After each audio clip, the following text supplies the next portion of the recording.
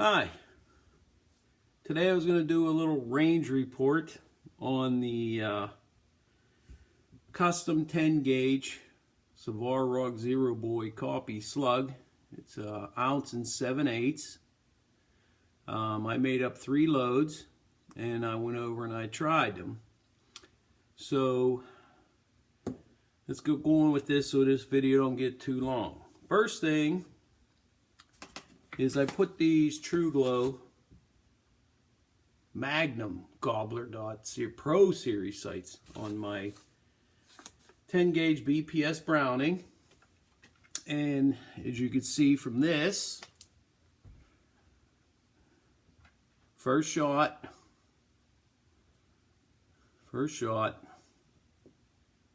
little sight, flew completely off. I'm going to work on that. Maybe I could fix it or something. But that was disappointing considering they were $50. You get the front sight, clamps on there, back sight, adjustable with this, up and down. That flew off. That was a bummer. But we proceeded anyway. Luckily I found the little sight. So I made up 4 different loads. They're numbered 21 through 24. The only reason they're like that, that's the number it was up in my book for logging things. So the first load was the, these are all Remington Peters 10 gauge hauls with the white plastic base wad. So I don't have to say that every time. This first load consisted of the CCI 209 primer, 10 gauge overshot card, 11 gauge nitro card, 1/2 inch 12 gauge hard wad, and a 20 gauge nitro card, and the slug on the wad.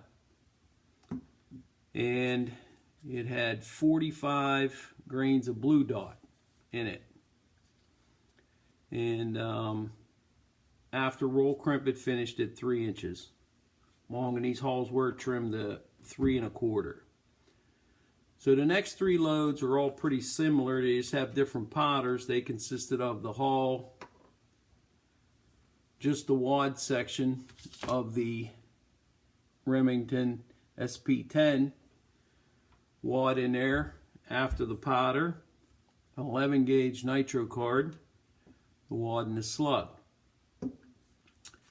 That load was the Federal, oops, I'm on the wrong page.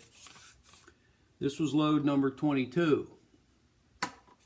It was the CCI 209 primer, 38 grains of long shot.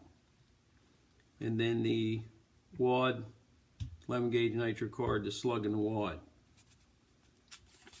This load number 23, oh, by the way, I should show you the primers.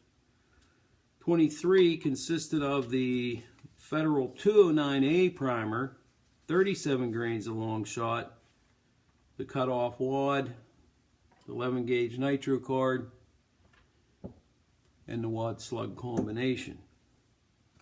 The last load was the CCI 209 primer, load number 24. Primer doesn't look bad. It was 45 grains of blue dot with the CCI 209 primer, the 11 gauge nitro card, the wad, and the slug. All these loads showed no signs of excessive pressure. And I brought the target home. Here's the target right here.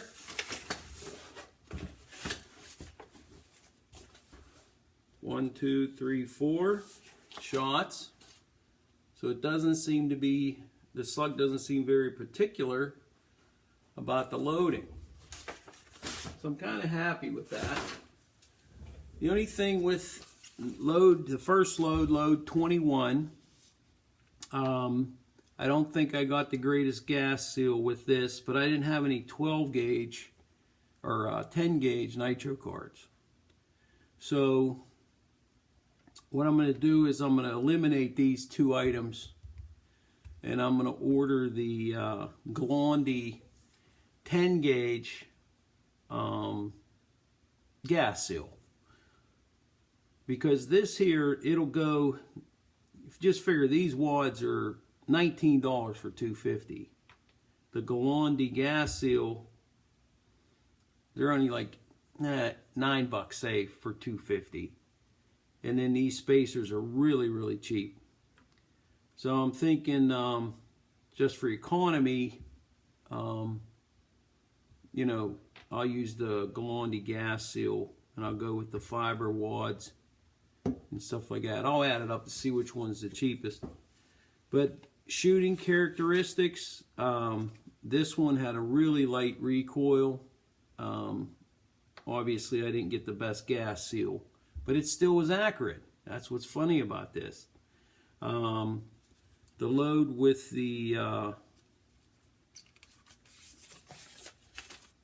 Federal 209, load number 23, had the most recoil. The Federal 209A primer to 37 grains of long shot was the most brutal.